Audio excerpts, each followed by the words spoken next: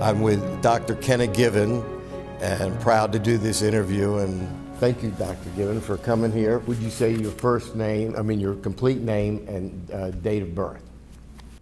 Kenna Sidney Given. I was born on November 22nd, 1938 in Charleston, West Virginia. And your parents' name? My father's name was Virgil Yale Given. He was a postmaster in a small town 20 miles from Charleston. My mother was Chessie Marie Foreman from Clay County, which is adjacent to Kanawha County, the capital county. We know where you were born. How many children, grandchildren, and/or great-grandchildren do you have? I have 3 children and 5 grandchildren. Okay. Did any of them go into medicine? I have a daughter who has her PhD in physical therapy. Okay. Where did you meet your wife? I met her on the intensive care unit at Duke Hospital in 1963. I was working in the blood bank over the Christmas holidays, and I went up to draw blood on a car accident victim. She was a nurse on the intensive care unit, and we met at that point. Okay. So that was your tie to medicine, and not yet the specialty, which we'll get into in a second, Exactly. Which is where I am. What inspired you to go into plastic surgery? And would you tell us about your mentors? It's different from most. I did medical school at Duke. Then I did my general surgery internship at Indiana University, and then my residency in Grady Hospital and Emory University at Atlanta. And a classmate is Don Serafin. Don Serafin was chief at Duke for a while. We were classmates, and he asked me to join him in the blood bank with one another to type and cross-match blood on nights and weekends. So I got room and board for doing that. So he was also a resident at Grady. So at that time I said, I'm a general surgeon, always will be. And finished my residency, went to Vietnam, came back, and then went to Valley Forge as a general surgeon. Went to practice in West Point, Georgia, which is on I-85 between Atlanta and Montgomery, and it's close to Auburn and War Eagles, and it's now where Kia plant is located. I was there for 2.5 years. My partnership didn't work out, and I always wanted to be in academic medicine. I went back to Grady as a clinical professor and scrub with the residents every third week. So I went back to Duke for my 10th anniversary, and Don was there. I said, Don, I'm looking for a place to go in general surgery where I can be part-time academic and part-time private practice. Don says, oh no. I said, why don't you come back and be a plastic surgeon? I said, oh no, Don, I don't want to do that. He said, really? So he said, come back up and interview with Dr. Pickrell. And so I did go up and interview Dr. Pickrell, and I told Don and Dr. Pickrell, this was in May or June, give me until September. If I don't find anything, I'll come back. So I looked, I went to Anniston, Alabama, I went to Greenville, North Carolina, different places trying to find something that would fit what I wanted in general surgery. Couldn't find it, so I gave him a commitment to come back to Duke and plastic surgery, and in September of '74, and I went back in January '75 to start my residency. Wow.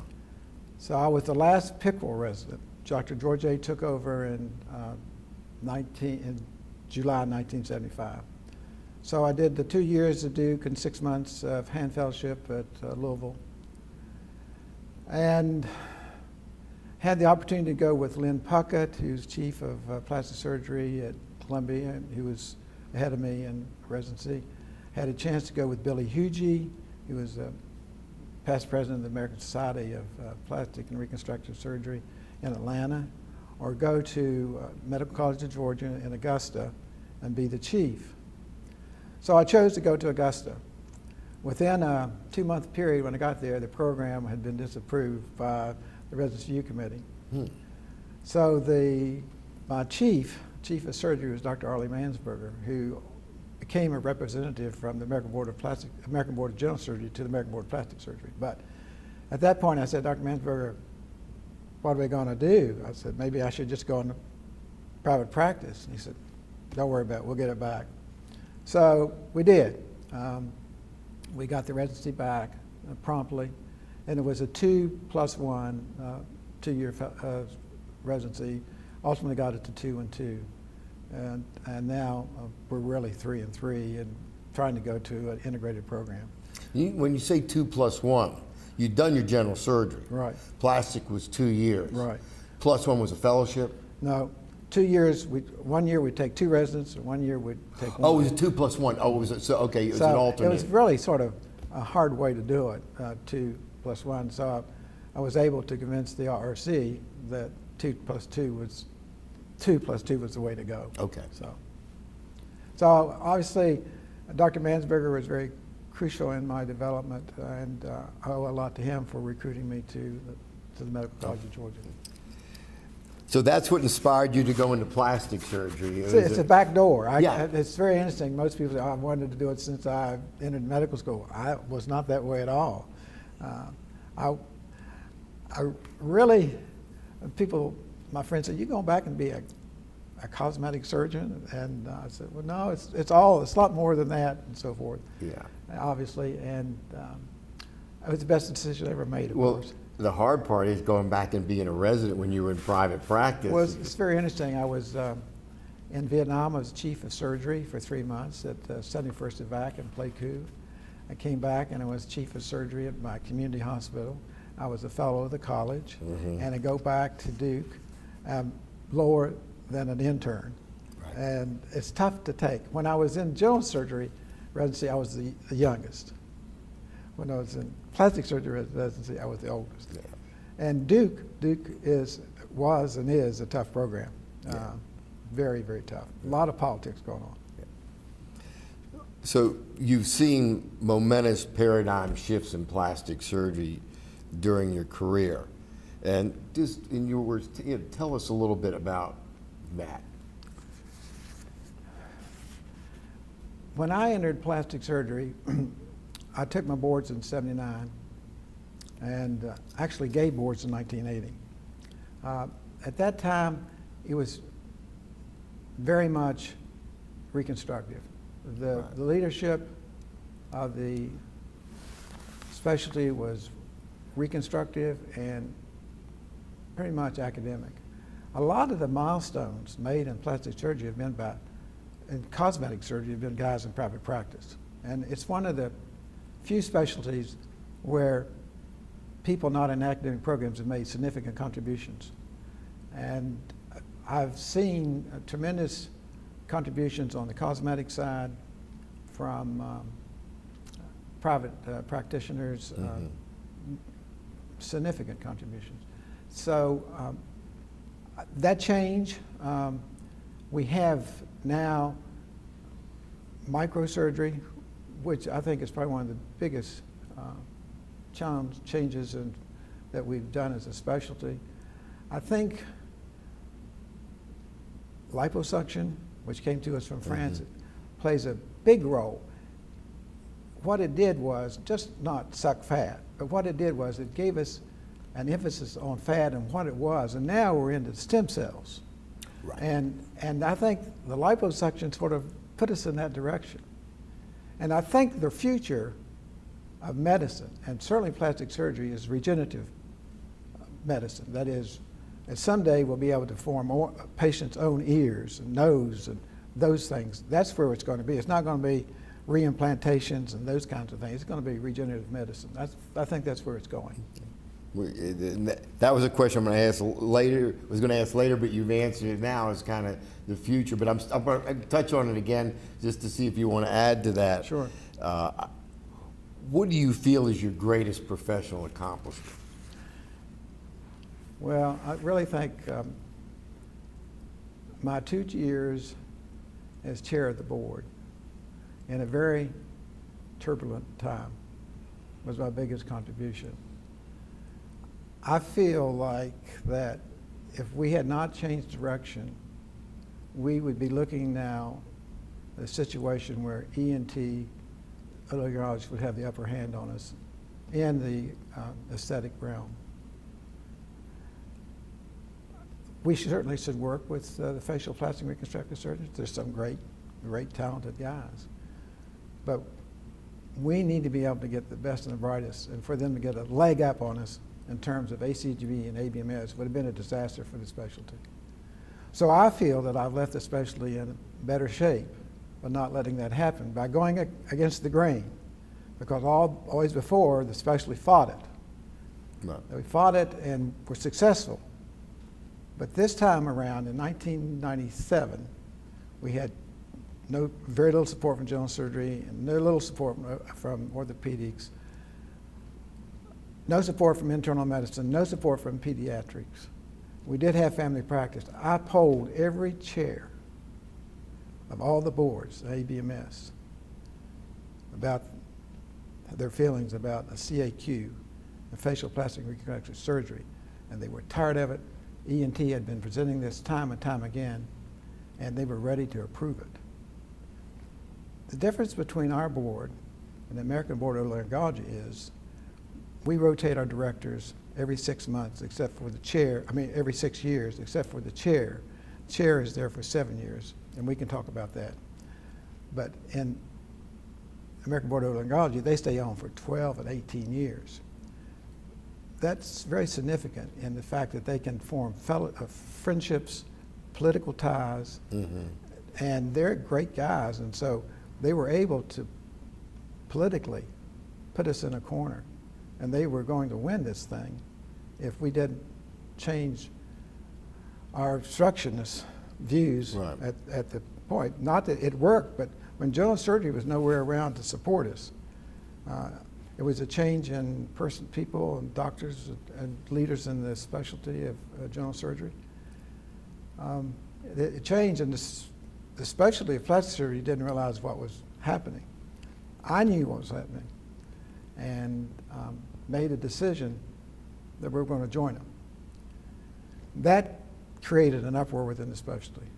There were articles in the White Journal about the American Board of Plastic Surgery selling out. We nobody really appreciated it. And the two societies, the American Society of Aesthetic Surgery and the American Society of Plastic and Reconstructive Surgery at the time, formed committees to monitor the board. And I went, and Marty Robson before me went, who was chair, and they just beat on us. They just really was a hostile environment. When I told them why we did what we did, it didn't seem to make any difference. It seemed that they felt that we had sold them out. And I told them that I did not believe that American Board of Otolaryngology wanted to work with us on a joint fellowship in plastic surgery and head and neck. But I couldn't promise it to them. I said, I don't think it's going to happen. And I was right, they were wrong, and so I feel vindicated in this effort, but nobody supported me. All the big guns were against me. Well, the fact that they picked you to be an icon means they must have thought you were right. Well, that's a good point, David. I look at it, I became president of the American Association of Plastic Surgeons, and I think that's vindication. I look at it that way, as vindication for what happened and so forth. We had a retreat in Philadelphia in 1997 in January, where we elected to have an executive director, and we chose Barry Noon. We also formulated some plans about how to make the American Board of Plastic Surgery not a disruptor, but a more unifying force within the specialty, and I think we've done that, and I think Barry was very helpful in that. What we did was we opened up the directors' positions to, it was never closed, but it was more academics that were on the American Board of Plastic Surgery, as reasonable, as be expected, because it has to do with certification of our diplomats, of our candidates. But we made a conscious effort to bring in leaders from the Aesthetic Society and from the American Society of Plastic Surgeons. The other thing we did in a retreat in 2000, it's actually started at my direction, but we developed advisory panels for the American Board of Plastic Surgery, and these are individuals from the different subspecialties in the specialty to participate in the written exam in terms of developing the questions and that type thing, which gives us feel for good candidates to be directors. So now I think the American Board of Plastic Surgery is a glue. It's not a disruptor. When we come together for exams, for our oral exams, for example, we come together as plastic surgeons. We don't come together as a cosmetic surgeon or aesthetic surgeon or reconstructive surgeon or a hand surgeon or microsurgeon. We come together as plastic surgeons. Yes.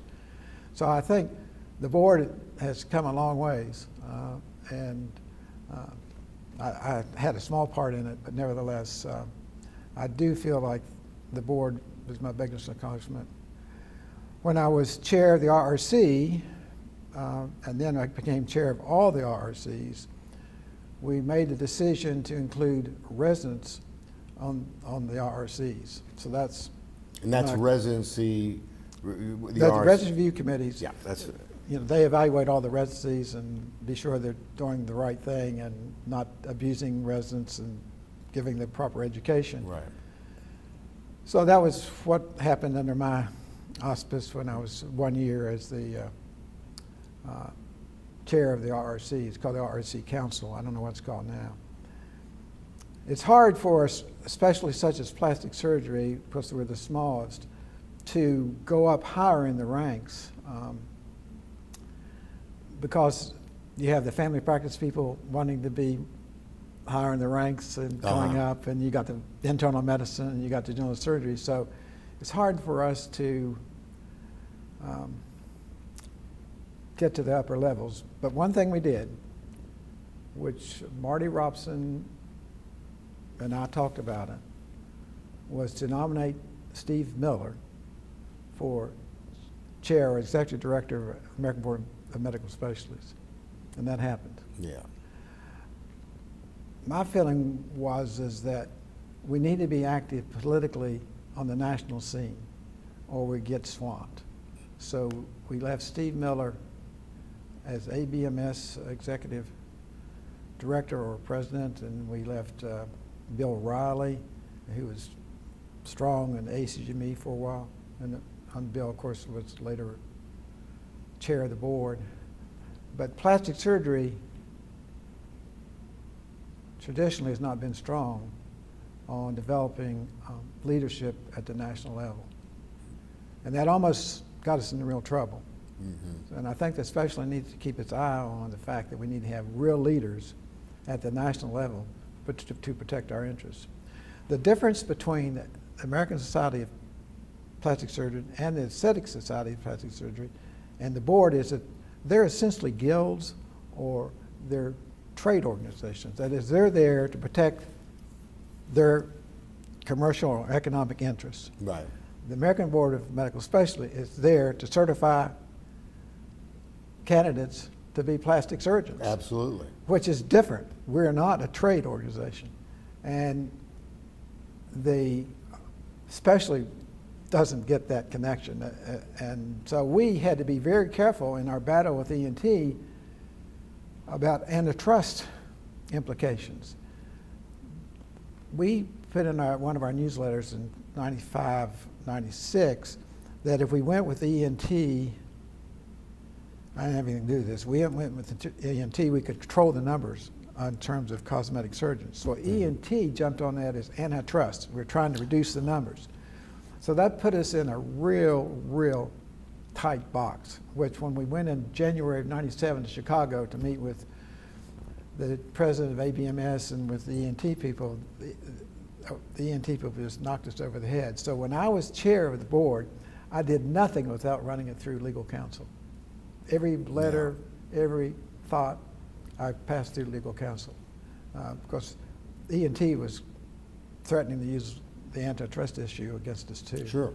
Yeah. So it's a real chest match.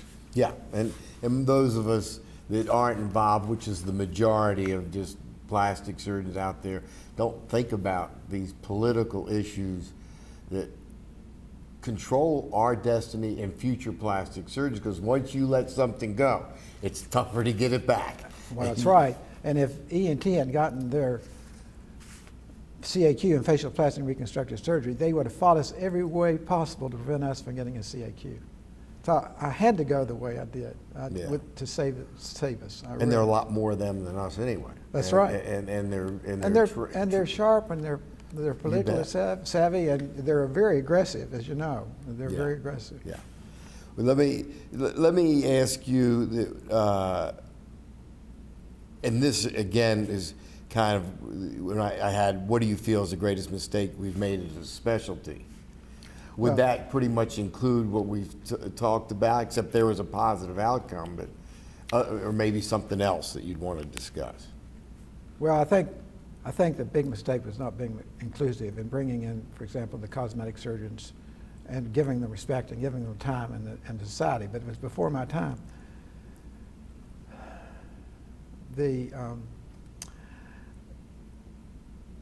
On a personal level, which also affects this specialty, I was chair of the Board of Trustees of the American Society of Plastic Surgery in 2004.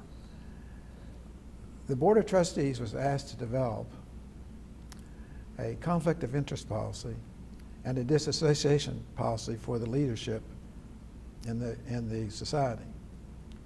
So I set about to do that, and we developed probably the best policy in terms of conflict of interest and leadership disassociation in terms of. When you say conflict of interest, are you talking about product? Talking about getting up and talking about a specific product and getting reimbursed for it. Yes. Yeah. I'm talking about leadership and societies being in a position to influence the society in a certain direction for commercial purposes. Mm-hmm. Okay. I'm talking about individuals having their own companies and using them in a certain way to benefit themselves. And it's interesting that this article just recently come out in the White Journal about it. I read it. And there'll probably be feedback, negative and positive. But I did develop the policy. And when I was ready to present it to the executive committee, they forbid me to present it. That's right. I was furious. But there were certain members who felt like that was a threat to them, and I was prohibited from doing it. And there is conflict of interest in this specialty, big time. And I think it works to the benefit of the individual, but not the specialty. No, Harry Reasoner, or actually was, who was it that wrote Alice in Wonderland? Things get curiouser and curiouser. That's right. Can't think of who Harry Reasoner said that during the Vietnam War, and but that's I understand what you're saying, and that's an issue. Plastic surgeons are smart, they're capable, and I was brought up in the era where we didn't advertise, and the tremendous pressure to do so. And when I was chair of the board, and Marty Robson before, we changed the exam process so that they could get their board certification sooner, so that they could say that they're board certified. Right. In 1999, we did 2 oral exams to speed up the process, because it was over 2 years before they get it. We'd speed it up to 18 months. So we were trying to be sensitive to it. But now, if you look at it, everybody has to now advertise, and everybody has to spend a tremendous amount of money doing so. And it's just a brand new world, and the internet is a brand new world, and all of that goes with it. So it's it's hard not to take advantage of the situation in your companies. And I think plastic surgery is a offender of that, as is, many of our members. So I'm sure this article will stir a lot of controversy. I'm thinking about writing a short note saying, more things saying, the more things change, the more they stay the same, because here we are in 2015 arguing about something that I could have taken care of in 2004, but they didn't let me because I was getting too close to some individuals who depended on income from commercial interest. Sure, I totally understand. And again, because you cover so much so eloquently that, like, I have to say a question that you probably already answered. What has been your greatest professional disappointment? Well, it was the lack of support from the society to develop a meaningful conflict of interest policy and disassociation. Now, if you go, they say, well, these are my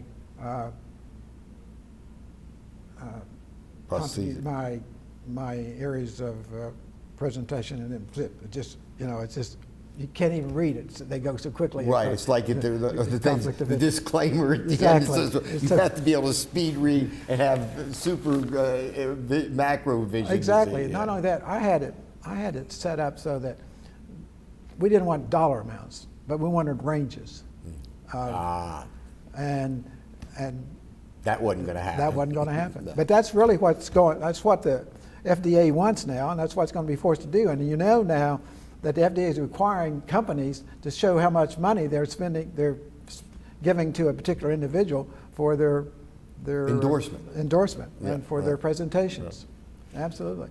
So we could have been ahead of everybody. I had the best conflict of interest and dissociation policy going because I contacted all the other societies and what they had, and I had a great one. But I know what happened, but I can't say it. I understand. Okay, I'll make this easy. What's been your greatest joy? Oh, the greatest joy is being able to have the honor of representing the specialty and the RSCs and the board and the American Association of Plastic Surgeons and the Southeastern Surgery and chairman of the academic chairman, being Georgia Plastic, but being honored to make a contribution to the specialty.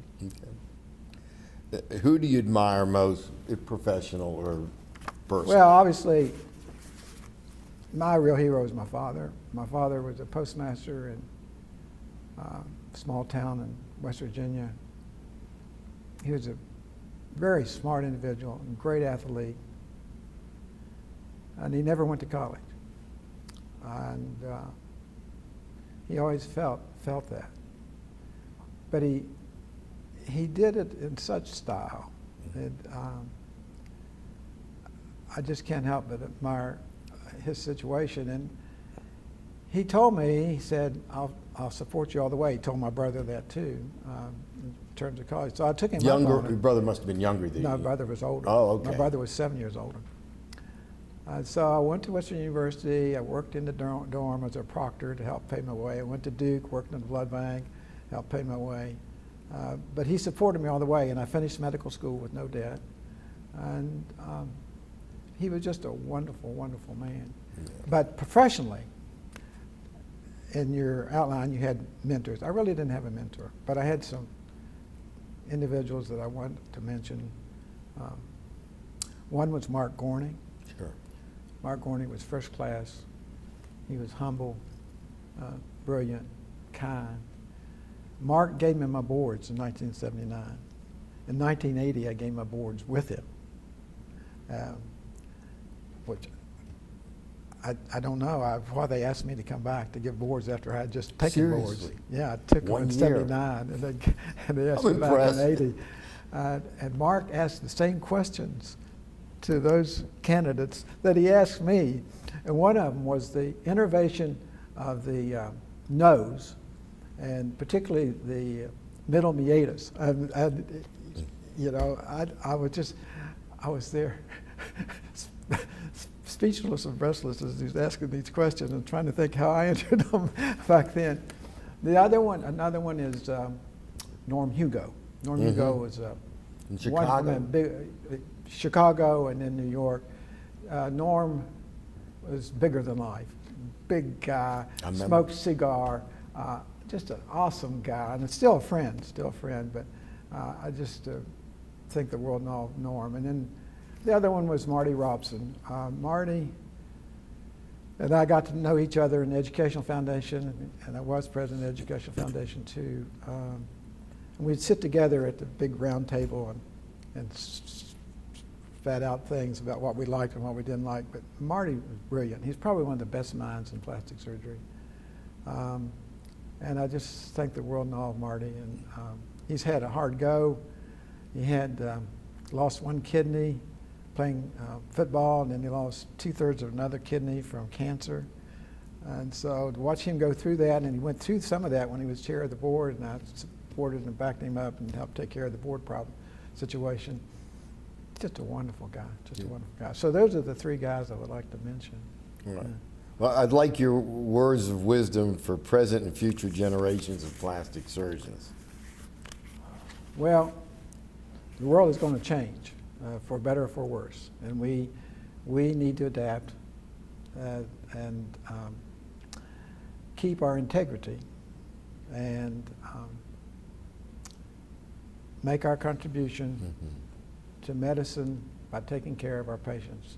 The patient always comes first, and the protection of the patient is what's important. When I was chair of the board, I always lived in fear of opening up a newspaper, having a board-certified plastic surgeon killing somebody from liposuction, for example.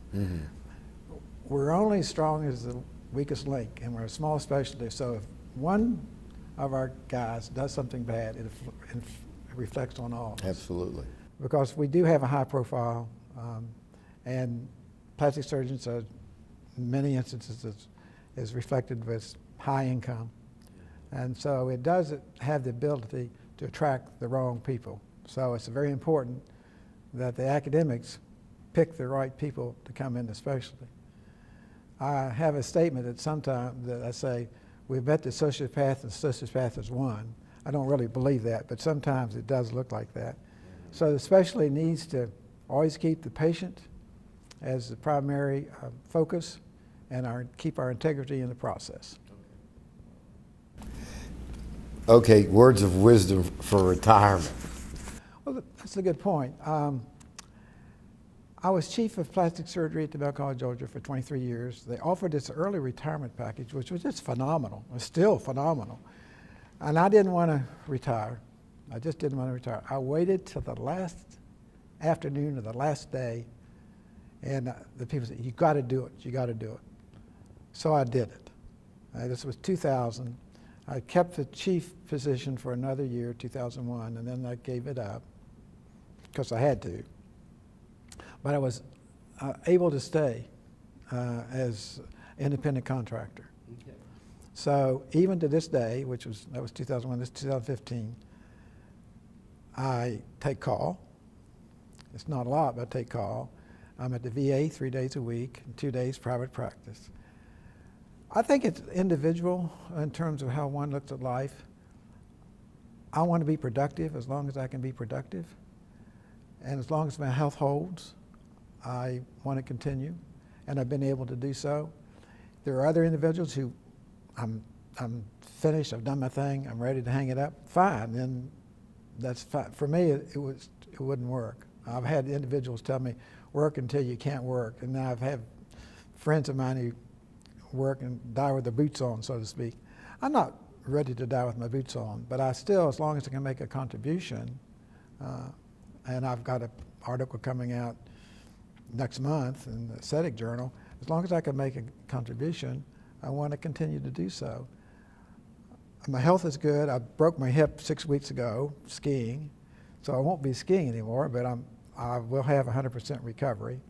So I'm thankful for that. So my advice to those who want to retire is to look at themselves and how they look at life and whether they feel like it's time to hang it up If their skills are not there, then that's what I will also do. As long as my skills are there and I'm healthy and my residents love me and they want to work with me, then I will continue to do so. I would say the other contribution that I think that I've made that I should have said was I've trained about 60 residents. And that's probably one of the biggest, because quite frankly, they got my stamp on their back. If they do badly, then it reflects on me. But if they do poorly, if they do well, then it reflects on me. And I come from a Christian background, and I felt that I could make a bigger contribution to humanity as a teacher than just as a single practitioner. And obviously, practitioners that's what it's all about, and I'm that too. But I wanted to extend my influence a little bit further than just my own private practice. Your predictions for plastic surgery in the next quarter century? I think plastic surgery will be here. I think we get some of the best and brightest. I think it's going to change in terms of what we do. I think we'll be into stem cells and regeneration and those type of things. We'll also be doing cosmetic surgery. Reconstructive surgery we will be doing, and we'll be doing big time because nobody else is going to want to do it. In the old days, we did things that nobody wanted to do. Cleft lip and palate, hypospatus, burns. Decubita. And it's interesting, I'm the spinal cord doc at the Augusta VA, and I do the pressure sores. I do that because I want to be a threat to all the other attendings. So only one patients I get are patients who request me, and then that's fine. None of the attendings want to do pressure sores, so I do the pressure sores, so not to be a threat to the rest of the attendings. But we will be doing those things, but we'll be doing so much more in terms of regenerative medicine and those types of things. We'll probably not be doing much breast reconstruction because cancer will probably be pretty much controlled by that 25 years. I think we won't be doing breast reconstruction because we won't be doing mastectomies. I think cosmetic surgery will be there. It would change somewhat. We probably won't be quite as invasive as we can see now. And as you know, we're doing a lot of fillers and lasers and those types of things that are not as invasive, and I think that'll continue. I think the specialty, though, will be in good hands with certainly the residents I see come through are top-notch, and I'm not too much concerned about the specialty in terms of its survival, but we just got to be smart and be adaptive on the national level, because that's where it really is. When I was in this big battle, a lot of people are saying, well, just pull out of ABMS. Just pull out of it. Well, if we pull out of it, we won't exist after a generation. So we have to be in it, and we have to be smart, and we have to be political, just like the rest of them. And we're in a very sought-after area. And one of the problems for us will be that cosmetic surgery is going to be done by everybody because of the insurance problems. And regardless of what happens to Obamacare, reconstructive surgery is not going to be able to carry it. So a lot of the public is going to the lowest common denominator in terms of cost, and that's going to hurt us. So I think branding that the society has done is very important, and I would like to see both societies work together on branding because that is the lifeblood of staying alive in this environment. So I think that's very important. But we always need to keep our core. We need to keep our core of what it's all about. It's not about money, but it's about taking care of patients and making a difference in people's lives.